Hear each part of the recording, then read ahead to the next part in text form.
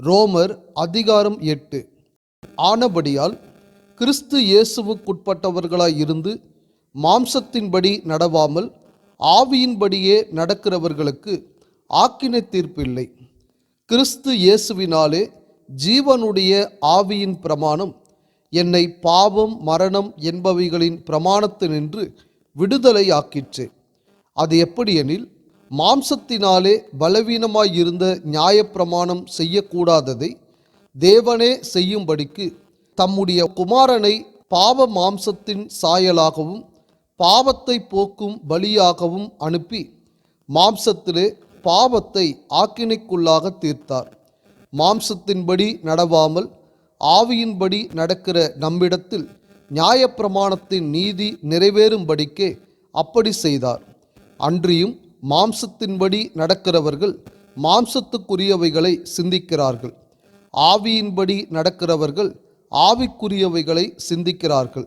மாம்ச சிந்தை மரணம், ஆவியின் சிந்தையோ ஜீவனும் சமாதானமுமாம். எப்படியென்றால், மாம்ச சிந்தை தேவனுக்கு விரோதமான பகை.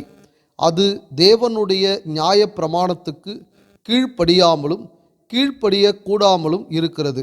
மாம்சத்துக்குட்பட்டவர்கள் தேவனுக்கு பிரியமாயிருக்க மாட்டார்கள். தேவனுடைய ஆவி உங்களில் வாசமாயிருந்தால் நீங்கள் மாம்சத்துக்குட்பட்டவர்களாய் இராமல் ஆவிக்குட்பட்டவர்களாய் இருப்பீர்கள். கிறிஸ்துவின் ஆவி இல்லாதவன் அவருடையவன் அல்ல. மேலும் கிறிஸ்து உங்களில் இருந்தால் சரீரமானது பாவத்தின் நிமித்தம் மரித்ததாயும் ஆவியானது நீதியின் நிமித்தம் ஜீவன் உள்ளதாயும் இருக்கும். அன்றியும் இயேசுவை மரித்தோரிலிருந்து எழுப்பினவருடைய ஆவி உங்களில் வாசமாயிருந்தால் கிறிஸ்துவை மரித்தோரிலிருந்து எழுப்பினவர் உங்களில் வாசமாயிருக்கிற தம்முடைய ஆவியினாலே சாவுக்கேதுவான உங்கள் சரீரங்களையும் உயிர்ப்பிப்பார். ஆகையால் சகோதரரே, மாம்சத்தின்படி பிழைப்பதற்கு நாம் மாம்சத்துக்கு கடனாளிகள் அல்ல. மாம்சத்தின்படி பிழைத்தால் சாவீர்கள், ஆவியினாலே சரீரத்தின் செய்கைகளை அழித்தால் பிழைப்பீர்கள். மேலும் எவர்கள் தேவனுடைய ஆவியினாலே நடத்தப்படுகிறார்களோ அவர்கள் தேவனுடைய புத்திரராய் இருக்கிறார்கள். அந்தப்படி திரும்பவும் பயப்படுகிறதற்கு நீங்கள் அடிமைத்தனத்தின் ஆவியை பெறாமல் அப்பா பிதாவே என்று கூப்பிட பண்ணுகிற புத்திர சுவிகாரத்தின் ஆவியை பெற்றீர்கள். நாம் தேவனுடைய பிள்ளைகளாய் இருக்கிறோம் என்று ஆவியானவர் தாமே நம்முடைய ஆவியுடனே கூட சாட்சி கொடுக்கிறார். நாம் பிள்ளைகளானால் சுதந்திரரும் ஆமே, தேவனுடைய சுதந்திரரும் கிறிஸ்துவுக்கு உடன் சுதந்திரரும் ஆமே. கிறிஸ்துவுடனே கூட நாம் மகிமைப்படும்படிக்கு அவருடனே கூட பாடுபட்டால் அப்படியாகும். ஆதலால் இக்காலத்து பாடுகள் இனி நம்மிடத்தில் வெளிப்படும் மகிமைக்கு ஒப்பிடத்தக்கவைகள் அல்லவென்று எண்ணுகிறேன். மேலும் தேவனுடைய புத்திரர் வெளிப்படுவதற்கு சிருஷ்டியானது மிகுந்த ஆவலோடே காத்து கொண்டிருக்கிறது. அதேனென்றால் சிருஷ்டியானது அழிவுக்குரிய அடிமைத்தனத்தினின்று விடுதலையாக்கப்பட்டு தேவனுடைய பிள்ளைகளுக்குரிய மகிமையான சுயாதீனத்தை பெற்றுக்கொள்ளும் என்கிற நம்பிக்கையோடே அந்த சிருஷ்டியானது சுய இஷ்டத்தினாலே அல்ல, கீழ்ப்படுத்தினவராலேயே மாயைக்கு கீழ்ப்பட்டிருக்கிறது. ஆகையால் நமக்கு தெரிந்திருக்கிறபடி இதுவரைக்கும் சர்வ சிருஷ்டியும் ஏகமாய் தவித்து பிரசவ வேதனைப்படுகிறது. அதுவும் அல்லாமல் ஆவியின் முதற் பலன்களை பெற்ற நாமும் கூட நம்முடைய சரீர மீட்பாக்கிய புத்திர சுவிகாரம் வருகிறதற்கு காத்திருந்து நமக்குள்ளே தவிக்கிறோம். அந்த நம்பிக்கையினாலே நாம் இரட்சிக்கப்பட்டிருக்கிறோம். காணப்படுகிறதை நம்புகிறது நம்பிக்கை அல்ல. ஒருவன் தான் காண்கிறதை நம்ப வேண்டுவதென்ன? நாம் காணாததை நம்பினோமாக்கில் அது வருகிறதற்கு பொறுமையோடே காத்திருப்போம். அந்தப்படியே ஆவியானவரும் நமது பலவீனங்களில் நமக்கு உதவி செய்கிறார். நாம் ஏற்றபடி வேண்டிக்கொள்ள வேண்டியதின்னதென்று அறியாமல் இருக்கிறபடியால் ஆவியானவர் தாமே வாக்கு கடங்காத பெருமூச்சுகளோடு நமக்காக வேண்டுதல் செய்கிறார். ஆவியானவர் தேவனுடைய சித்தத்தின்படியே பரிசுத்தவான்களுக்காக வேண்டுதல் செய்கிறபடியால் இருதயங்களை ஆராய்ந்து பார்க்கிறவர் ஆவியின் சிந்தை இன்னதென்று அறிவார். அன்றியும் அவருடைய தீர்மானத்தின்படி அழைக்கப்பட்டவர்களாய் தேவனிடத்தில் அன்பு கூறுகிறவர்களுக்கு சகலமும் நன்மைக்கு ஏதுவாக நடக்கிறதென்று அறிந்திருக்கிறோம். தம்முடைய குமாரன் அநேக சகோதரருக்குள்ளே முதற் பேரானவராய் இருக்கும் பொருட்டு தேவன் எவர்களை முன்னறிந்தாரோ அவர்களை தமது குமாரனுடைய சாயலுக்கு ஒப்பாயிருப்பதற்கு முன் குறித்திருக்கிறார். எவர்களை முன் குறித்தாரோ அவர்களை அழைத்தும் இருக்கிறார். எவர்களை அழைத்தாரோ அவர்களை நீதிமான்கள் ஆக்கியும் இருக்கிறார். எவர்களை நீதிமான்கள் ஆக்கினாரோ அவர்களை மகிமைப்படுத்தியும் இருக்கிறார். இவைகளை குறித்து நாம் என்ன சொல்லுவோம்? தேவன் நம்முடைய பட்சத்தில் இருந்தால் நமக்கு விரோதமாய் இருப்பவன் யார்? தம்முடைய சொந்த குமாரன் என்றும் பாராமல் நம் எல்லாருக்காகவும் அவரை ஒப்பு கொடுத்தவர் அவரோட கூட மற்ற எல்லாவற்றையும் நமக்கு அருளாதிருப்பது எப்படி? தேவன் தெரிந்து கொண்டவர்கள் மேல் குற்றஞ்சாட்டுகிறவன் யார்? தேவனே அவர்களை நீதிமான்கள் ஆக்குகிறவர். ஆக்கினைக்குள்ளாக தீர்க்கிறவன் யார்? கிறிஸ்துவே மரித்தவர், அவரே எழுந்தும் இருக்கிறவர், அவரே தேவனுடைய வலது பாரிசத்திலும் இருக்கிறவர். நமக்காக வேண்டுதல் செய்கிறவரும் அவரே. உமது நிமித்தம் எந்நேரமும் கொல்லப்படுகிறோம், அடிக்கப்படும் ஆடுகளைப் போல எண்ணப்படுகிறோம் என்று எழுதியிருக்கிறபடி நேரிட்டாலும் கிறிஸ்துவின் அன்பை விட்டு நம்மை பிரிப்பவன் யார்?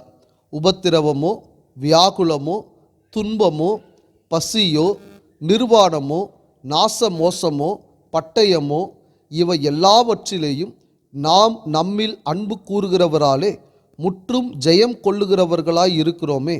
மரணமானாலும் ஜீவனானாலும் தேவ தூதர்களானாலும் அதிகாரங்களானாலும் வல்லமைகளானாலும் நிகழ்காரியங்களானாலும் வருங்காரியங்களானாலும் உயர்வானாலும் தாழ்வானாலும் வேறெந்த சிருஷ்டியானாலும் நம்முடைய கர்த்தராகிய கிறிஸ்து இயேசுவில் உள்ள தேவனுடைய அன்பை விட்டு நம்மை பிரிக்க மாட்டாதென்று நிச்சயித்திருக்கிறேன். ரோமர் அதிகாரம் 9. எனக்கு மிகுந்த துக்கமும் இடைவிடாத மனவேதனையும் உண்டாயிருக்கிறது. நான் சொல்லுகிறது பொய்யல்ல, கிறிஸ்துவுக்குள் உண்மையை சொல்லுகிறேன் என்று பரிசுத்த ஆவிக்குள் என் மனசாட்சியும் எனக்கு சாட்சியாயிருக்கிறது. மாம்சத்தின்படி என் இனத்தாராகிய என் சகோதரருக்கு பதிலாக நானே கிறிஸ்துவை விட்டு சபிக்கப்பட்டவனாக்க வேண்டுமென்று விரும்புவேனே. அவர்கள் இஸ்ரவேலரே. புத்திர சுவிகாரமும் மகிமையும் உடன்படிக்கைகளும் நியாயப்பிரமாணமும் தேவாராதனையும் வாக்குதத்தங்களும் அவர்களுடையவைகளே. பிதாக்கள் அவர்களுடையவர்களே. மாம்சத்தின்படி கிறிஸ்துவும் அவர்களில் பிறந்தாரே. இவர் என்றென்றைக்கும் ஸ்தோத்தரிக்கப்பட்ட சர்வத்துக்கும் மேலான தேவன். ஆமேன். தேவ வசனம் அவமாய் போயிற்றென்று சொல்லக்கூடாது. ஏனென்றால் இஸ்ரவேல் வம்சத்தார் எல்லாரும் இஸ்ரவேலர் அல்லவே. அவர்கள் ஆபிரகாமின் சந்ததியாரானாலும் எல்லாரும் பிள்ளைகள் அல்லவே. ஈசாக்கினிடத்தில் உன் சந்ததி விளங்கும் என்று சொல்லி இருக்கிறதே. அது எப்படி என்றால், மாம்சத்தின்படி பிள்ளைகளானவர்கள் தேவனுடைய பிள்ளைகள் அல்ல, வாக்குதத்தத்தின்படி பிள்ளைகளானவர்களே அந்த சந்ததி என்றெண்ணப்படுகிறார்கள். அந்த வாக்குதத்தமான வார்த்தையாவது, குறித்த காலத்திலே வருவேன், அப்பொழுது சாராள் ஒரு குமாரனை பெறுவாள் என்பதே. இதுவும் அல்லாமல் நம்முடைய பிதாவாகிய ஈசாக்கு என்னும் ஒருவனாலே ரெபேக்காள் கர்ப்பவதியானபோது பிள்ளைகள் இன்னும் பிறவாமலும் நல்வினை தீவினை ஒன்றும் செய்யாமலும் இருக்கையில் தேவனுடைய தெரிந்து கொள்ளுதலின்படி இருக்கிற அவருடைய தீர்மானம் கிரியைகளினாலே நிலை நிற்காமல் அழைக்கிறவராலே நிலை நிற்கும்படிக்கு மூத்தவன் இளையவனுக்கு ஊழியன் செய்வான் என்று அவளுடனே சொல்லப்பட்டது. அப்படியே யாக்கோபை சிநேகித்து ஏசாவை வெறுத்தேன் என்றும் எழுதியிருக்கிறது. ஆகையால் நாம் என்ன சொல்லுவோம்? தேவனிடத்திலே அநீதி உண்டென்று சொல்லலாமா? சொல்லக்கூடாதே. அவர் மோசேயை நோக்கி, எவன் மேல் இரக்கமாயிருக்க சித்தமாயிருப்பேனோ அவன் மேல் இரக்கமாயிருப்பேன், எவன் மேல் உருக்கமாயிருக்க சித்தமாயிருப்பேனோ அவன் மேல் உருக்கமாயிருப்பேன் என்றார். ஆகையால் விரும்புகிறவனாலும் அல்ல, ஓடுகிறவனாலும் அல்ல, இறங்குகிற தேவனாலேயாம். மேலும் என்னுடைய வல்லமையை உன்னிடத்தில் காண்பிக்கும்படியாகவும் என்னுடைய நாமம் பூமியில் எங்கும் பிரஸ்தாபமாகும்படியாகவும் உன்னை நிலைநிறுத்தினேன் என்று பார்வோனுடனே சொன்னதாக வேதத்தில் சொல்லியிருக்கிறது. ஆதலால் எவன் மேல் இரக்கமாயிருக்க சித்தமாயிருக்கிறாரோ அவன் மேல் இரக்கமாயிருக்கிறார். எவனை கடினப்படுத்த சித்தமாயிருக்கிறாரோ அவனை கடினப்படுத்துகிறார். இப்படியானால் அவர் இன்னும் ஏன் குற்றம் பிடிக்கிறார்? அவர் சித்தத்திற்கு எதிர்த்து நிற்பவன் யார் என்று என்னுடனே சொல்லுவாய். அப்படியானால் மனுஷனே, தேவனோடு எதிர்த்து தர்க்கிக்கிற நீ யார்? உருவாக்கப்பட்ட வஸ்து உருவாக்கினவனை நோக்கி, நீ என்னை ஏன் இப்படி உண்டாக்கினாய் என்று சொல்லலாமா? மிதியிட்ட ஒரே களிமண்ணினாலே குயவன் ஒரு பாத்திரத்தை கனமான காரியத்துக்கும் ஒரு பாத்திரத்தை கனவீனமான காரியத்துக்கும் பண்ணுகிறதற்கு மண்ணின் மேல் அவனுக்கு அதிகாரம் இல்லையோ? தேவன் தமது கோபத்தை காண்பிக்கவும் தமது வல்லமையை தெரிவிக்கவும் தாம் மகிமைக்காக எத்தனமாக்கின கிருபா பாத்திரங்கள் மேல் தம்முடைய மகிமையின் ஐஸ்வர்யத்தை தெரியப்படுத்தவும் சித்தமாய் அழிவுக்கு எத்தனமாக்கப்பட்ட கோபாக்கினை பாத்திரங்கள் மேல் மிகவும் நீடிய சாந்தத்தோடே பொறுமையாயிருந்தாரானால் உனக்கென்ன? அவர் யூதரிலிருந்து மாத்திரமல்ல புறஜாதிகளிலும் இருந்து நம்மை அழைத்திருக்கிறாரே. அந்தப்படி எனக்கு ஜனங்கள் அல்லாதவர்களை என்னுடைய ஜனங்கள் என்றும் சிநேகிக்கப்படாதிருந்தவளை சிநேகிக்கப்பட்டவள் என்றும் சொல்லி அழைப்பேன். நீங்கள் என்னுடைய ஜனங்கள் அல்லவென்று அவர்களுக்கு சொல்லப்பட்ட இடத்திலே அவர்கள் ஜீவனுள்ள தேவனுடைய பிள்ளைகள் எண்ணப்படுவார்கள் என்று ஓசியாவின் தீர்க்க தரிசனத்தில் சொல்லி இருக்கிறது. அல்லாமலும் இஸ்ரவேல் புத்திரருடைய இலக்கம் சமுத்திரத்தின் மணலத்தனையாய் இருந்தாலும் மீதியாயிருப்பவர்கள் மாத்திரம் இரட்சிக்கப்படுவார்கள் என்றும் அவர் நீதியோடே சீக்கிரமாய் தம்முடைய காரியத்தை நிறைவேற்றுவார். கர்த்தர் பூமியிலே சீக்கிரமாகவே காரியத்தை நிறைவேற்றி முடிப்பார் என்றும் ஏசாயா இஸ்ரவேலரை குறித்து சொல்லுகிறான். அல்லாமலும் ஏசாயா முன்னே சொன்னபடி சேனைகளின் கர்த்தர் நமக்குள்ளே ஒரு சந்ததியை மீதியாக வைக்காதிருந்தாரானால் நாம் சோதோமை போலாக்கி கொமோராவுக்கு ஒத்திருப்போம். இப்படி இருக்க நாம் என்ன சொல்லுவோம்? நீதியை தேடாத புறஜாதியார் நீதியை அடைந்தார்கள். அது விசுவாசத்தினாலாகும் நீதியே. நீதி பிரமாணத்தை தேடின இஸ்ரவேலரோ நீதி பிரமாணத்தை அடையவில்லை. எண்ணத்தினால் என்றால் அவர்கள் விசுவாசத்தினாலே அதை தேடாமல் நியாய பிரமாணத்தின் கிரியைகளினாலே தேடினபடியால் அதை அடையவில்லை. இடறுதற்கான கல்லில் இடறினார்கள். இதோ இடறுதற்கான கல்லையும் தவறுதற்கான கண்மலையையும் சீயோனில் வைக்கிறேன். அவரிடத்தில் விசுவாசமாயிருப்பவன் எவனோ அவன் வெட்கப்படுவதில்லை என்று எழுதியிருக்கிறபடி ஆயிற்று. ரோமர் அதிகாரம் 10. சகோதரரே, இஸ்ரவேலர் இரட்சிக்கப்பட வேண்டும் என்பதே என் இருதயத்தின் விருப்பமும் நான் தேவனை நோக்கி செய்யும் விண்ணப்பமுமாயிருக்கிறது. தேவனை பற்றி அவர்களுக்கு வைராக்கியம் உண்டென்று அவர்களை குறித்து சாட்சி சொல்லுகிறேன்.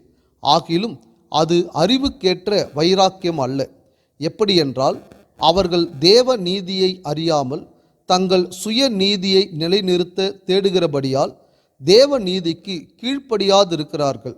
விசுவாசிக்கிற எவனுக்கும் நீதி உண்டாகும்படியாக கிறிஸ்து நியாயப்பிரமாணத்தின் முடிவாயிருக்கிறார். மோசே நியாயப்பிரமாணத்தினாலாகும் நீதியை குறித்து இவைகளை செய்கிற மனுஷன் இவைகளால் பிழைப்பான் என்று எழுதியிருக்கிறான். விசுவாசத்தினாலாகும் நீதியானது கிறிஸ்துவை இறங்கி வர பண்ணும்படி பரலோகத்துக்கு ஏறுகிறவன் யார்? அல்லது கிறிஸ்துவை மரித்தோரிலிருந்து ஏறி வர பண்ணும்படி பாதாளத்துக்கு இறங்குகிறவன் யார் என்று உன் உள்ளத்திலே சொல்லாதிருப்பாயாக என்று சொல்லுகிறதுமன்றி, இந்த வார்த்தை உனக்கு சமீபமாய் உன் வாயிலும் உன் இருதயத்திலும் இருக்கிறது என்றும் சொல்லுகிறது. இந்த வார்த்தை நாங்கள் பிரசங்கிக்கிற விசுவாசத்தின் வார்த்தையே. என்னவென்றால், கர்த்தராகிய இயேசுவை நீ உன் வாயினாலே அறிக்கையிட்டு தேவன் அவரை மரித்தோரிலிருந்து எழுப்பினார் என்று உன் இருதயத்திலே விசுவாசித்தால் இரட்சிக்கப்படுவாய். நீதியுண்டாக இருதயத்திலே விசுவாசிக்கப்படும். இரட்சிப்புண்டாக வாயினாலே அறிக்கை பண்ணப்படும். அவரை விசுவாசிக்கிறவன் எவனோ அவன் வெட்கப்படுவதில்லை என்று வேதம் சொல்லுகிறது. யூதன் என்றும் கிரேக்கன் என்றும் வித்தியாசமே இல்லை. எல்லாருக்கும் கர்த்தரானவர் தம்மை தொழுது கொள்ளுகிற யாவருக்கும் ஐஸ்வர்ய சம்பன்னராய் இருக்கிறார். ஆதலால் கர்த்தருடைய நாமத்தை தொழுது கொள்ளுகிற எவனும் இரட்சிக்கப்படுவான். அவரை விசுவாசியாதவர்கள் எப்படி அவரை தொழுது கொள்ளுவார்கள்? அவரை குறித்து கேள்விப்படாதவர்கள் எப்படி விசுவாசிப்பார்கள்? பிரசங்கிக்கிறவன் இல்லாவிட்டால் எப்படி கேள்விப்படுவார்கள்? அனுப்பப்படாவிட்டால் எப்படி பிரசங்கிப்பார்கள்? சமாதானத்தை கூறி நற்காரியங்களை சுவிசேஷமாய் அறிவிக்கிறவர்களுடைய பாதங்கள் எவ்வளவு அழகானவைகள் என்று எழுதியிருக்கிறதே. ஆனாலும் சுவிசேஷத்துக்கு எல்லாரும் கீழ்ப்படியவில்லை. அதை குறித்து ஏசாயா, கர்த்தாவே, எங்கள் மூலமாய் கேள்விப்பட்டதை விசுவாசித்தவன் யார் என்று சொல்லுகிறான். ஆதலால் விசுவாசம் கேள்வியினாலே வரும், கேள்வி தேவனுடைய வசனத்தினாலே வரும். இப்படி இருக்க அவர்கள் கேள்விப்படவில்லையா என்று கேட்கிறேன். கேள்விப்பட்டார்கள். அவைகளின் சத்தம் பூமி எங்கும், அவைகளின் வசனங்கள் பூச்சக்கரத்து கடைசி வரைக்கும் செல்லுகிறதே. இஸ்ரவேலர் அதை அறியவில்லையா என்று கேட்கிறேன். அறிந்தார்கள். முதலாவது மோசே, எனக்கு ஜனங்கள் அல்லாதவர்களை கொண்டு நான் உங்களுக்கு எரிச்சல் உண்டாக்குவேன், புத்தியினமுள்ள ஜனங்களாலே உங்களுக்கு கோபம் மூட்டுவேன் என்றான். அல்லாமலும் ஏசாயா, என்னை தேடாதவர்களாலே கண்டறியப்பட்டேன், என்னை விசாரித்து கேளாதவர்களுக்கு வெளியரங்கமானேன் என்று தைரியம் கொண்டு சொல்லுகிறான். இஸ்ரவேலரை குறித்தோ கீழ்ப்படியாதவர்களும் எதிர்த்து பேசுகிறவர்களுமாய் இருக்கிற ஜனங்களிடத்திற்கு நாள் முழுதும் என் கைகளை நீட்டினேன் என்று அவன் சொல்லியிருக்கிறான்.